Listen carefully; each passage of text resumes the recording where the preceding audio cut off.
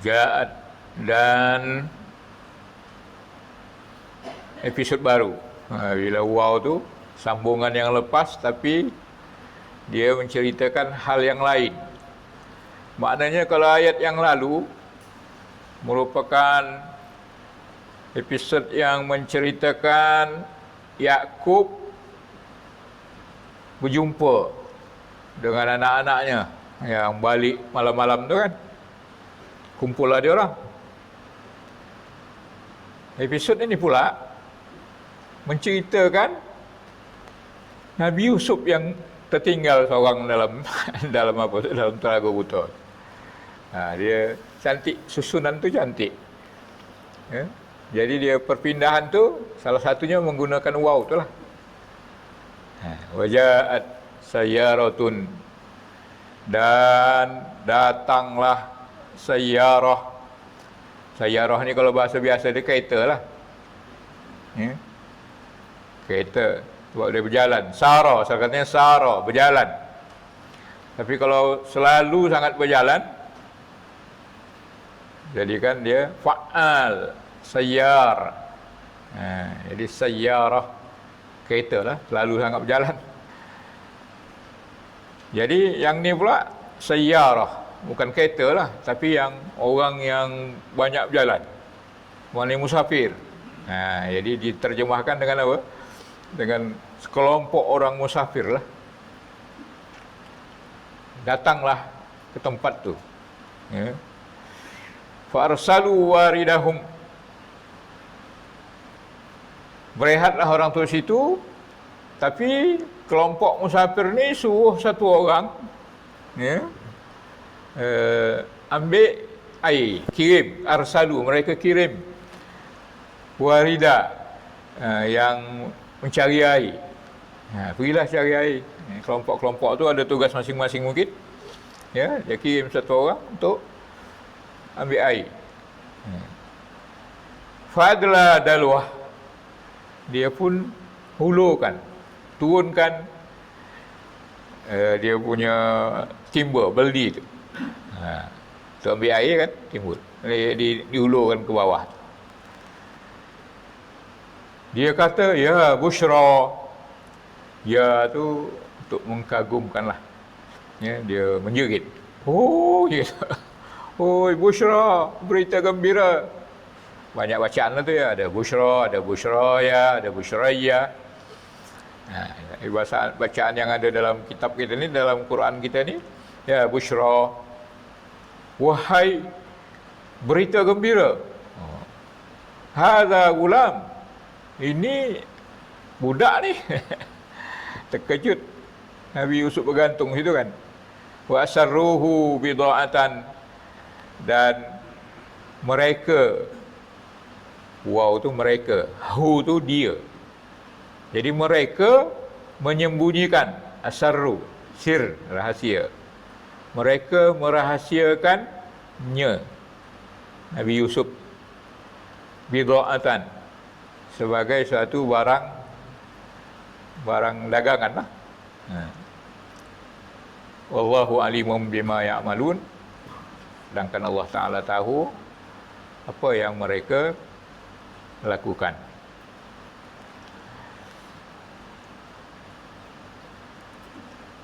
Jadi Ibnu Katsir kata, Allah Ta'ala ceritakan di sini apa yang berlaku kepada Yusuf AS ketika saudara-saudaranya dah buang dia dan mereka tinggalkan. Saudara-saudara Yusuf yang 10 orang tu buang dalam telaga tu, dia tinggalkan. Habislah episod cerita dia orang, habislah. Ya, dia tinggalkan dalam apa ni, dalam telaga ni, seorang bersendirian. Maka diriwayatkan, tinggallah Nabi Yusuf di telaga tu 3 hari. 3 hari. Oh ya. Siannya tuan-tuan ya. 3 hari duduklah seorang dalam telaga. Telaga pula bukan telaga biasa, ya. Dia telaga tanah macam tu je. Yang bila-bila masa boleh runtuh. Ya, itu dia katakan juk. Dah terangkan lagi tu ya. Kalau ada satu lagi bi'r. Kalau bi'r ni telaga yang kita dah susun atur, ada semen kan, ada apa namanya, pagar dia macam tu. Itulah yang dikatakan oleh Abu Bakar bin Iyyash, kata Ibnu Katsir. Kemudian Ibnu Katsir riwayatkan lagi Muhammad bin Ishaq, ya, dari ahli sejarah ni, bila mana mereka dah buang saudara Yusuf tu, buang adiknya ni, mereka duduk, dia tak pulang, duduk sekitar telaga tu,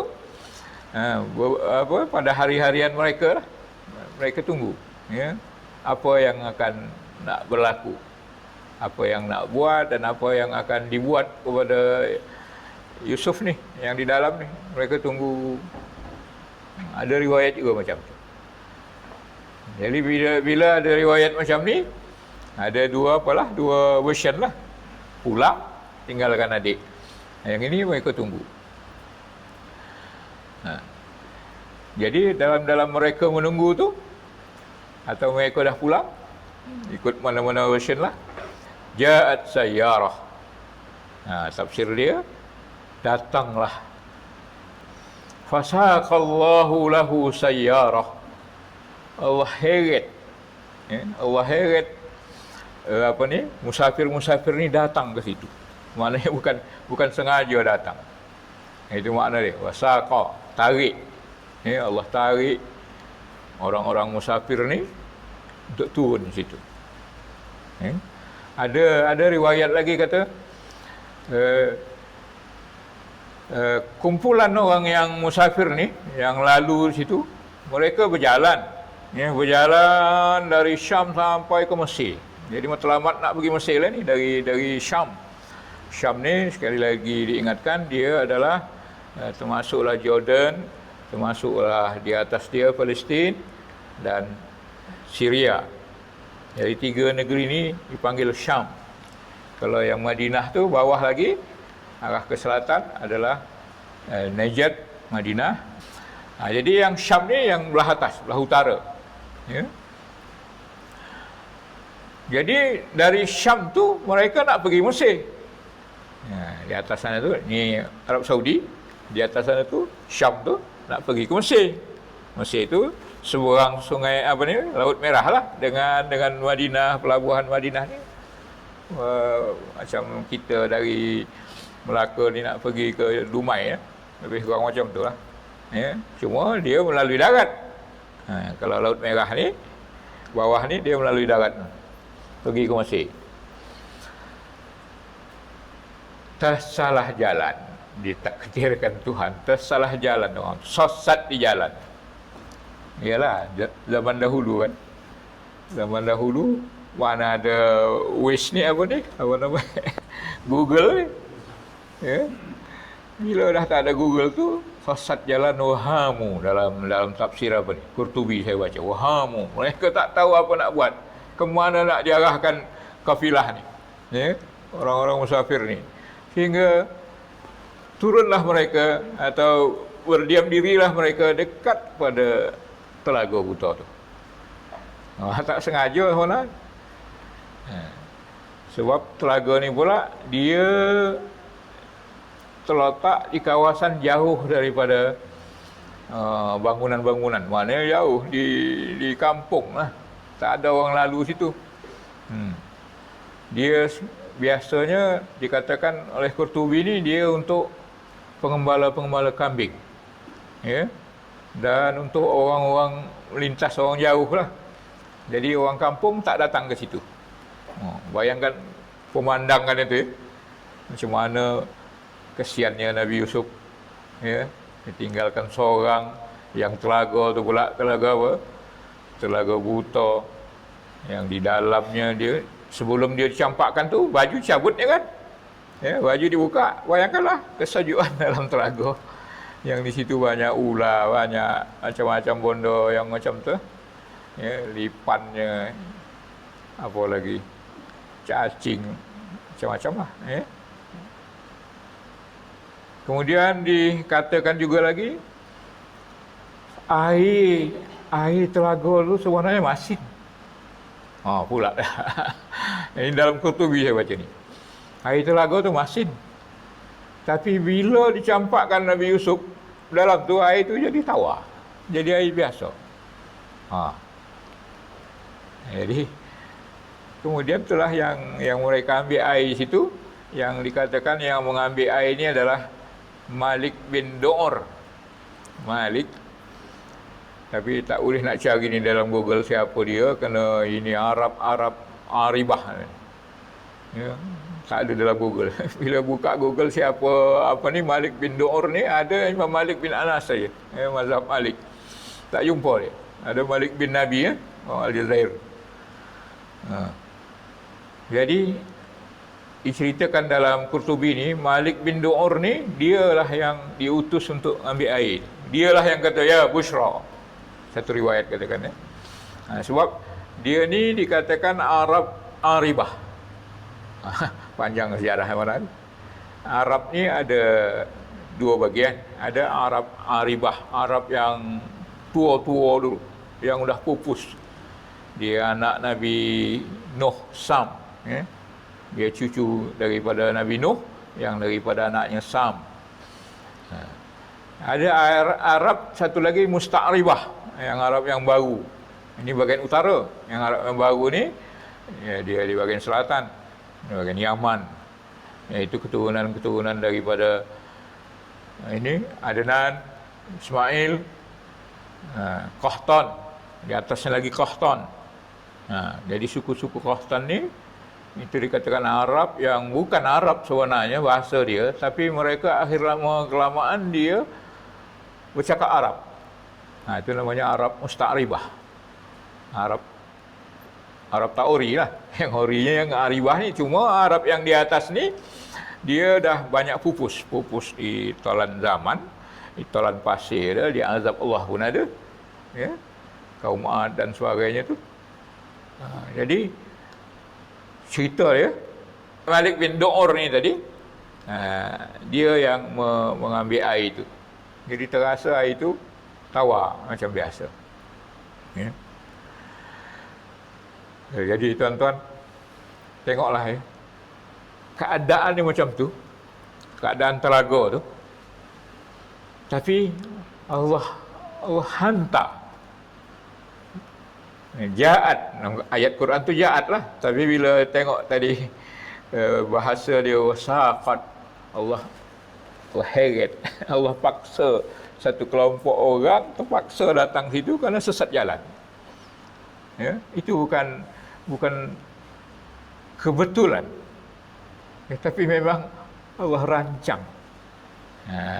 Jadi Allah Subhanahu Wa Taala ni dia akan bela orang beriman ni, apalagi ni Nabi, anak Nabi, cucu Nabi, cicit Nabi, apalagi nama itu, piut Nabi Ibrahim, Ishak, Yakub, Yusuf. Ya, ini bukan orang biasa ni. Ya, bukan kaleng-kaleng orang ni kata orang. Jadi diutus, ditariknya sekelompok orang musafir ni datang ke situ.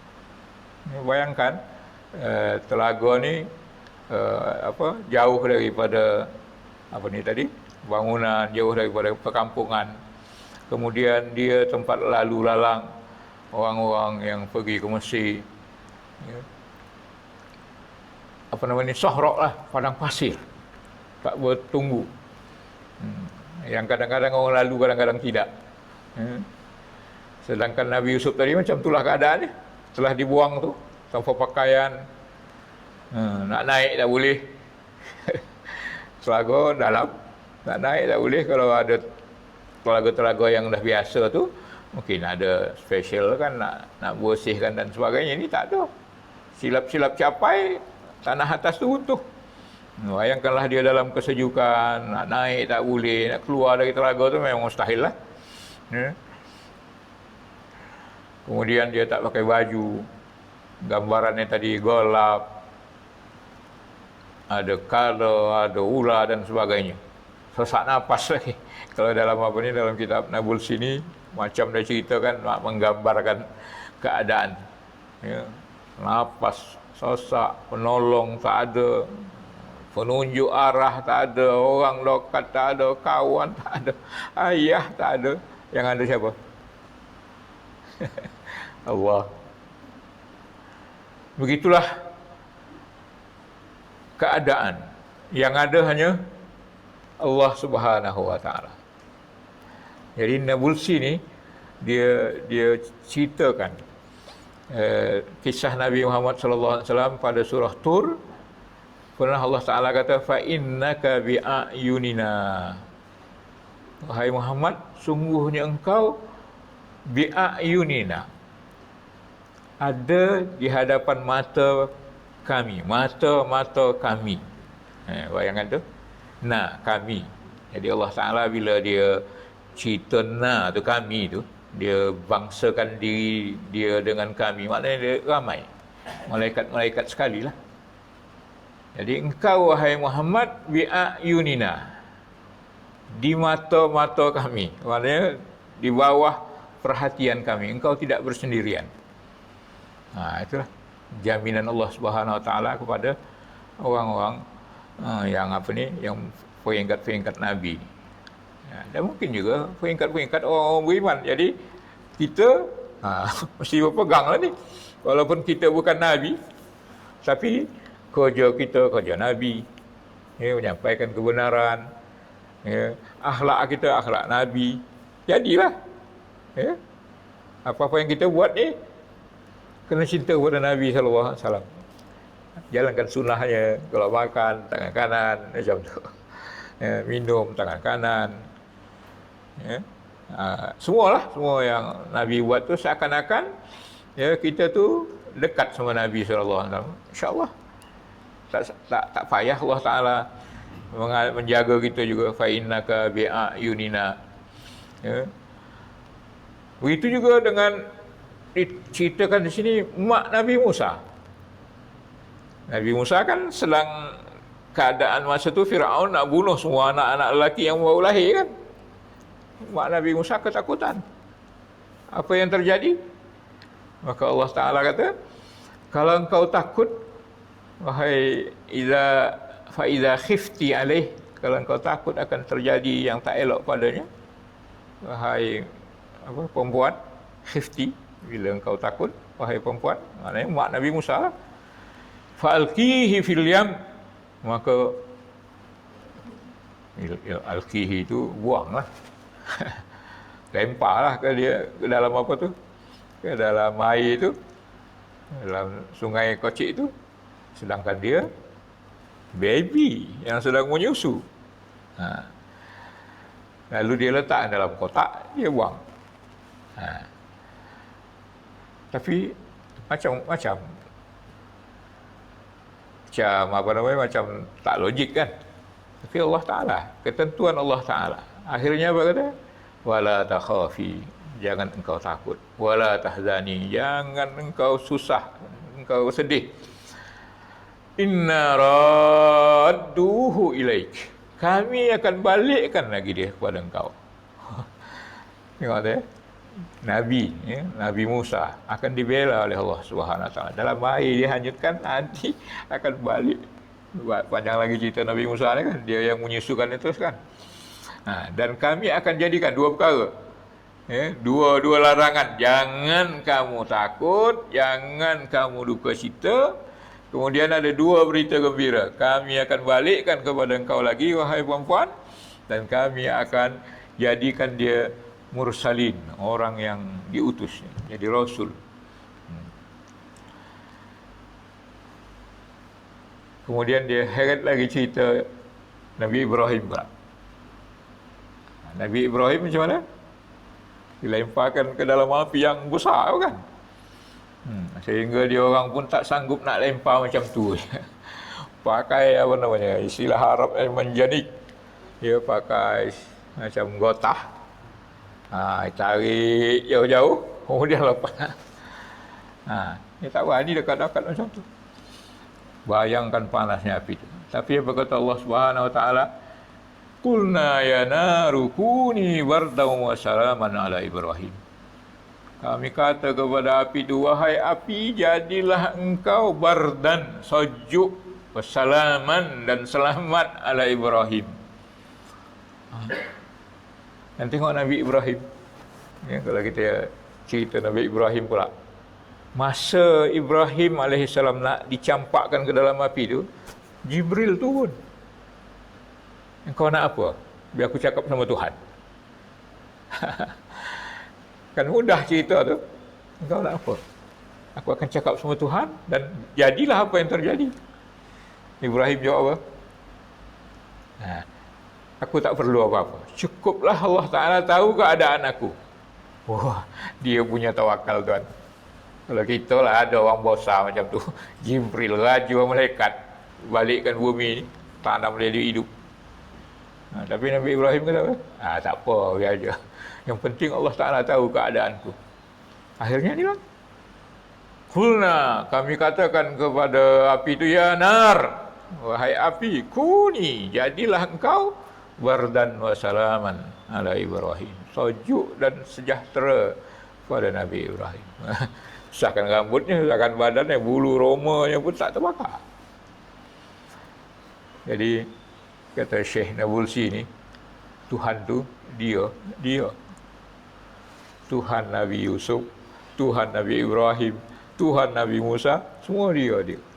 Tuhan yang dulu pun, Tuhan yang sekarang ni. Setiap zaman, setiap keadaan, maka dialah Tuhan yang sama. Kekuasaannya sama macam dulu, tak ubah-ubah. Cuma yang pentingnya apa? Iman. Iman kita yang berubah. Tidak macam iman orang-orang dulu. Tidak macam iman orang Nabi-Nabi. Jadi, kita pelajaran bagi kita. Cerita-cerita Nabi-Nabi ni adalah cerita orang-orang soleh. Yang dekat kepada Allah Subhanahu Wa Taala. Jadi, bila macam tu keadaannya, kita lah. Jadilah orang soleh. Yang murni. Kita ni kan kadang kan tidak kan. Bila ramai puak-puak kita nampak soleh. Bila kita seorang-seorang ada tak nampak soleh. Itu bayang di surau lain, bayang di rumah kan kayak kutang dada ya.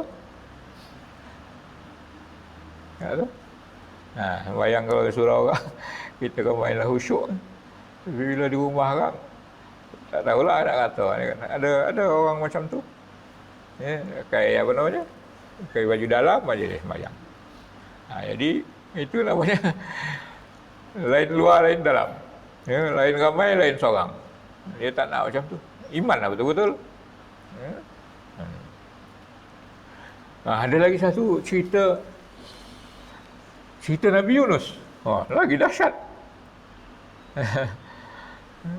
Dalam perut ikan, dalam beberapa kegelapan, gelap dalam perut ikan, gelap laut yang begitu mengerikan, gelap malam. Berapa kali gelap?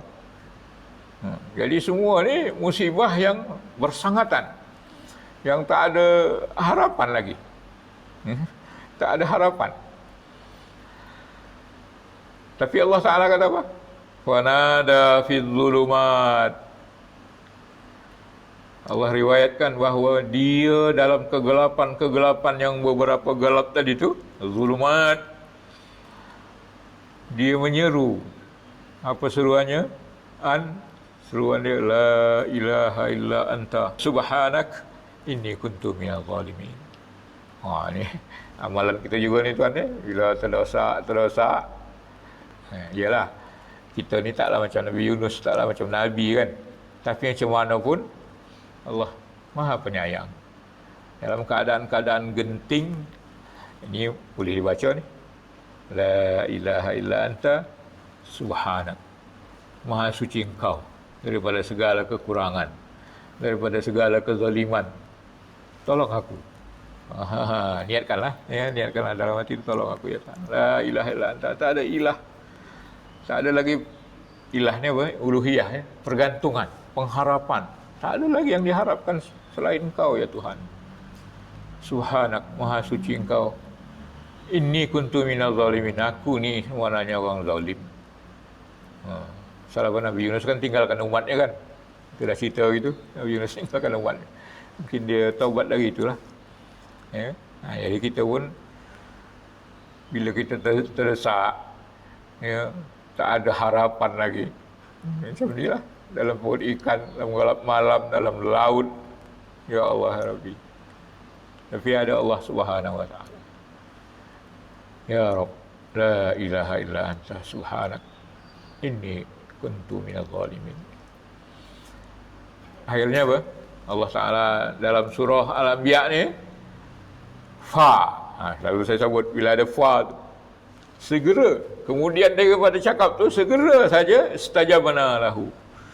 Kami ijabah, kami perkenankan untuknya, wa najainahu minal gham, dan kami lepaskan dia daripada keadaan yang macam tu tadi. Wa kadzalika nunjil mu'minin. Tengok tu janji Tuhan. Begitulah kami lepaskan, kami selamatkan mukminin, orang-orang mukmin. Jadi kita sebagai orang mukmin, jangan lupalah. Ayat ni boleh diamalkan ya. Bacalah surah tu pada surah Anbiya ayat 87 88.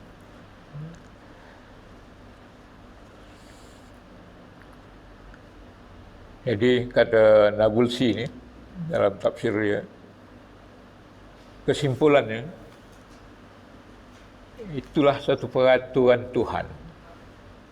Ya, macam mana pun susahnya kita, Allah Ta'ala ada peraturan dia. Tengok Nabi Yusuf tadi kan, tak pasal-pasal orang pula sasat, tiba-tiba sampai pula situ.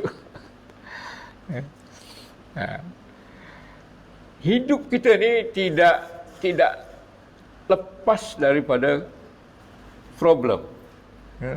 Tak lepas daripada kesusahan dan kesulitan. Daripada krisis-krisis. Daripada sakit yang kadang-kadang kita tak sangka. Yang kita tak perasan. Tiba-tiba sakit. Yang macam-macam lah. Katakanlah, Ya Rabb. Itu kunci dia. Apa pun sakit, apa pun problem kita, Ya Rabb. Tengok Nabi Yaqub hari tu kan. Dia berpegang kepada Allah Subhanahu wa taala, dia tak bersungut banyak. Kita ada apa? Tuhan. Ya Rabb. Inni kuntu minadh zalimin. Mana ayat tu apa? Inni kuntu minadh zalimin. Aku ni zalim. Banyak lagi daripada syariat-syariatmu, peraturan-peraturanmu.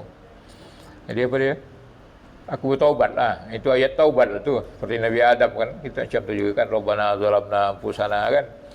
Illam taghfir lana lanakunanna minal khasirin. Kami ni merugi. Jadi zalamna anfusana. Kami ni dah zalim. Maknanya kita mengaku kesalahan kita, zalim kita. Maka rasakanlah kita taubat pada masa tu. Makanya seboleh-bolehnya bacalah ayat sebelum kita bagi salam, selepas tahiyat kan. Sebelum salam tu, salah satu doa kita apa? Allahumma inni zalamtu nafsi zulman katsira wa la yaghfiru dzunuba illa anta faghfirli maghfiratan min indik. Amalkan tu. Jangan nak cepat salam. Assalamualaikum. Amalkan ayat. Atau yang satu lagi, Allah maghfirli ma qaddamtu ma akhartu, dan seterusnya. Jadi itulah ceritanya Tuhan dengan rojaat sayyarah tu, bila dikisahkan tadi dengan nabi-nabi yang lain tu. Jadi keadaan tu bukan keadaan biasa. Maka ayat tu dikatakan rojaat sayyaratun. Cerita tu berkait dengan nabi-nabi yang lain, dan ja'at musafir tadi datang ke situ, tiba-tiba, ada hikmah. Jadi tuan-tuan, itulah cerita sepintas lalu tentang kalimat ja'at, datang. Fa'adla dalwahu. Jadi ayat itu terusnya, farsalu waridahum. Maka mereka kirim seorang untuk cari air. Warid ni waroda, datang. Tapi biasanya datang ke tempat air. Jadi mereka utuslah seorang Yang namanya tadi diriwayatkan adalah Malik bin Du'ur. Fa'adla dalwah. Bila datang situ dia pun hulurkan tali dia. Arsalahu, yakni dia lepaskan tali dia untuk ambil air lah. Cerita dia macam mana? Fata'allaqa Yusuf bil habl. Ini dalam Qurtubi kata, maka bergantunglah Nabi Yusuf. Di situ kata apa? Tak ada. Dalam Quran tak ada cerita tu. Yang ada, si Malik tadi tu hulurkan tali sama timba dia nak ambil air. Angkat tu tak ada. Sebab angkat tu automatik lah. Bila orang nak ambil air, diulurkan, dia angkat kan. Quran tak cerita. Sebab itu memang dah dipahami oleh orang. Ini salah satu kelebihan Al-Quran. Bila dia bercerita, dia ringkas. Yang ada juga yang dia panjangkan. Itu namanya itnab dalam balaghah, memanjang ayat. Ada juga, tapi ada part-part dia lah. Tapi bila part yang macam ni tak ceritakan, sebab orang dah memang tahu ulur memang nak ambil air. Sedang ulur tadi tu, Nabi Yusuf bergantung itu tali tu beratlah kan. Maka bila keluar Nabi Yusuf tu, bila ditarik Nabi Yusuf pun keluar, dia diriwayatkan, ni perlu kita tahu ni, ada hadis-hadis lah dan cerita-cerita daripada orang-orang dulu. Tiba-tiba ternampaklah seorang budak kal qamar lailatul badar. Dia nak ceritakan bahawa Nabi Yusuf ni cantik. Dia terkejut dia, macam bulan pada malam Lailatul Badar. Ya, maknanya bulan purnama kan cantik. Budak yang paling cantik, paling baik. Paling cantik. Serupa dengan hadis Nabi sallallahu alaihi wasallam diriwayatkan daripada hadis Isra. Cerita perjalanan tu kan. Nabi jumpa Nabi Yusuf kan. Fa idza ana bi Yusuf. Tiba-tiba aku ada bersama Nabi Yusuf. Aku tengok dia diberikan separuh kecantikan. Mana cantik betul-betul tu. Separuh daripada Nabi Yusuf. Kita ni tak tahu lah macam mana cantik. 1/1000. Nabi Yusuf tu separuh daripada kecantikan. Kata Nabi SAW. Ada diceritakan daripada Ka'ab al-Ahbar. Ka'ab al-Ahbar ni orang Yahudi yang masuk Islam. Tentu dia dapat cerita ni daripada kitab-kitab Taurat lah. Yusuf tu sifat dia wajah handsome, rambut ikal, apa nama tu? Keriting-keriting cantik tu, bukan keriting yang macam anggur tu kan. Keriting yang cantik. Ikal lah kan. Mata besar. Mata dia luas. Tubuh dia sederhana. Warna putih. Tangan besar. Dia sasa. Tangannya ni dan ni juga apa nama itu? Istilah sekarang sadu. Memang berlebih lah. Khamisul batan. Dia punya perut tidak beroi. Warna tipis lah. Pusat kecil. Kalau senyum, terlihat cahaya daripada gigi-gigi. Maknanya bersih punya orang. Kalau dia bercakap, aku lihat daripada perceritaan dia tu macam sinar matahari. Bila dia bercakap macam sinar matahari keluar daripada apa itu? Daripada celah-celah giginya. Tak seorang pun yang boleh memberi sifat kepadanya. Cantik dia tu seperti cahaya siang daripada kegelapan malam. Dia serupa Nabi Adam alaihi salam. Adam masa dia diciptakan putih. Masa dia dihembuskan roh oleh Allah Subhanahu Wa Taala sebelum dia buat maksiat. Ya, apa maksiat Adam? Makan buah larangan tu kan. Sebelum dia buat derhaka tu, dia cantik putih. Pernah diriwayatkan dalam tafsir juga, bila dia dah makan apa tu, buah larangan tu, buah terlarang tu, dia berubah jadi kehitam-hitaman. Ya. Dan anaknya pun macam-macam juga anaknya. Anaknya ada dikatakan 4 merah. Ada yang lain putih. Ada yang lain hitam. Pernah diriwayatkan oleh Tirmizi, Nabi SAW kata, Allah cipta Nabi Adam daripada ni, gumpalan-gumpalan semua bumi. Maknanya datanglah cucu-cucu Adam ni sesuai dengan gumpalan-gumpalan tanah tu. Jadi ada yang putih, ada yang merah, ada yang hitam. Dan ada yang antara merah, antara hitam, antara putih, antara hitam, antara putih, antara merah. Kata Nabi SAW, wa baina zalik. Dan antara-antara itulah. Dan begitu juga, anak Adam ni diciptakan, ada yang jahat, ada yang baik, ada yang tenang, ada yang susah, apa duka cita, dan antara-antara itu. Hadis ni hadis sahih, ya, hadis sahih. Hadis kalau nak rujuk hadis Tirmizi nombor 4693 dan dia disahihkan oleh Al-Albani. Kemudian Qurtubi pula kata, bila mana dilepaskan oleh siapa ni tadi, Malik bin Du'ur tadi, dilepaskannya tali tu, Nabi Yusuf bercakap, Nabi Yusuf apa? Bergantung di tali tu. Maka dia berkata, ya bushra hadza gulam. Dalam ayat tu ada kan? Ya bushra, macam tadilah, wahai gembira. Maknanya dia penuh dengan terkejut. Gembira. Gembira bushra ni berita gembira. Ya. Oh, berita gembira. Apa sini? Kalau kita cakap contoh je ni, kalau kita dengar satu yang apa?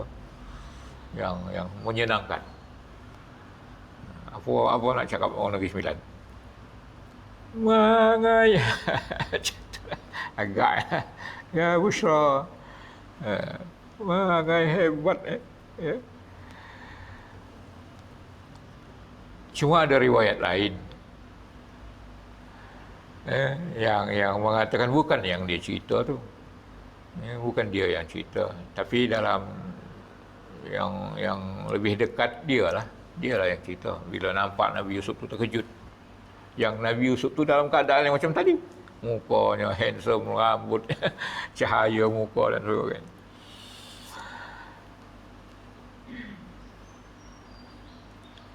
Dikatakan ya bushra ni diucapkannya pada kawan-kawannya yang lain.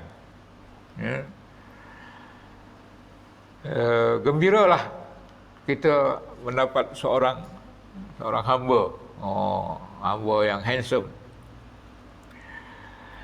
Ada kata lagi, bukan bushra tu gembira dengan Nabi Yusuf ni, dia panggil bushra kawan dia. Ada juga macam tu, tapi yang lebih kuat macam tadi itulah.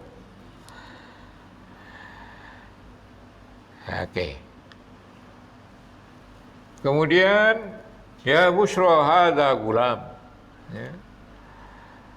Wa asarruhu bida'atan. Kemudian mereka asarru, saya sebut tadi kan wow tu, asarru, mereka menyembunyikan sir rahasia kan, bacaan rahasia. Jadi mereka rahasiakan dia Nabi Yusuf. Jadi bahasa Arab ni dia kadang-kadang ada 3, 2 dhamir situ.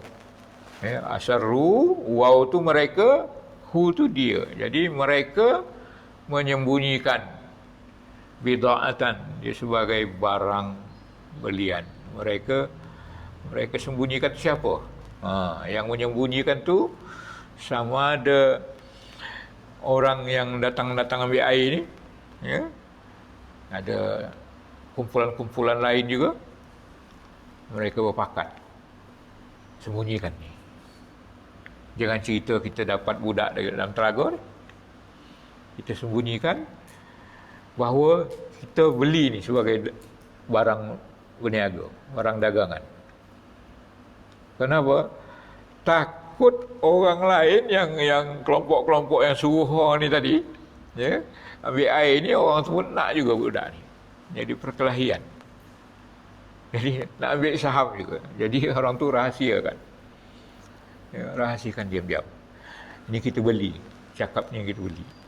Jangan war-warkan sangat. Takut kan ada orang kampung sini tahu. Tak jadi kita. Orang kampung yang dapat ni kan. Jadi rahsiakan. Jadi begitulah cerita kelompok-kelompok ni masing-masing.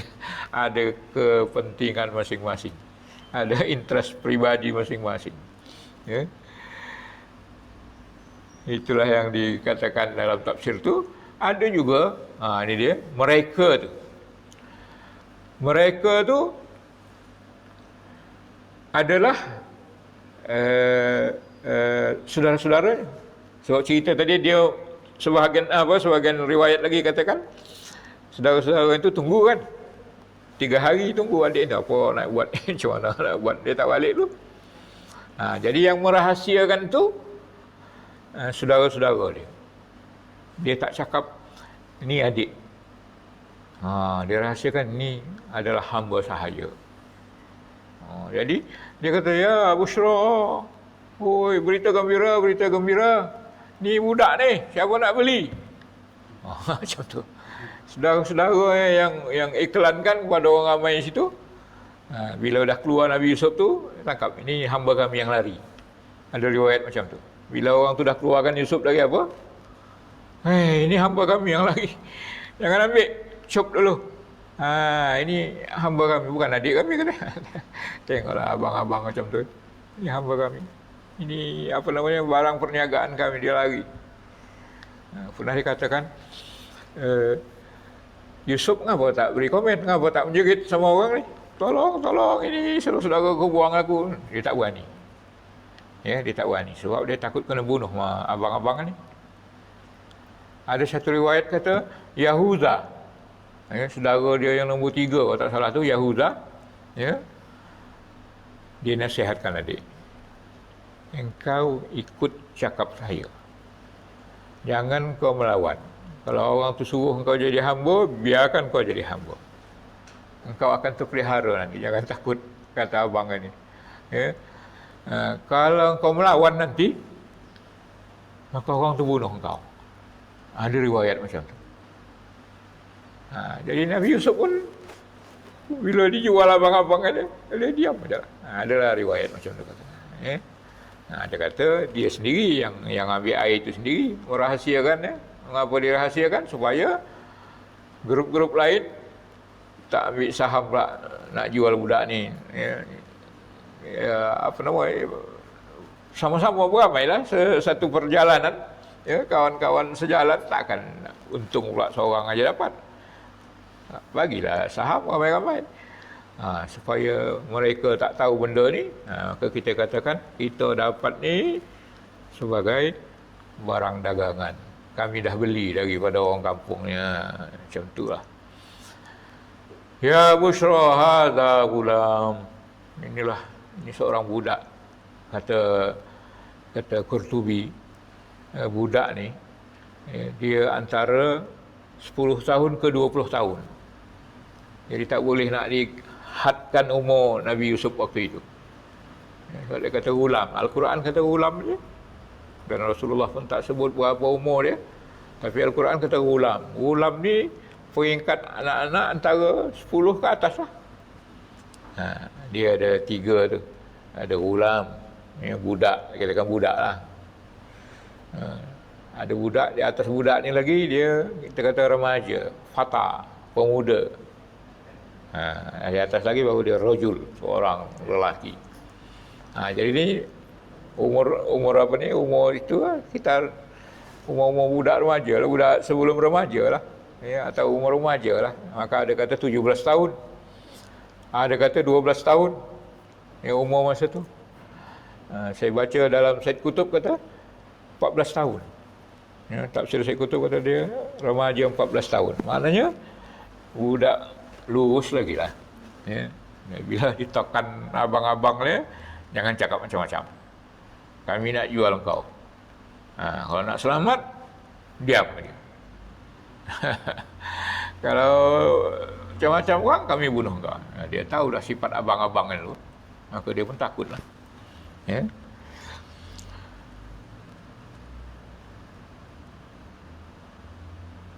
Jadi ada bacaan-bacaan, ada bacaan busraya, ada bacaan busraya, ada baca orang-orang Kufah baca ya busra. Orang Madinah baca ya busraya.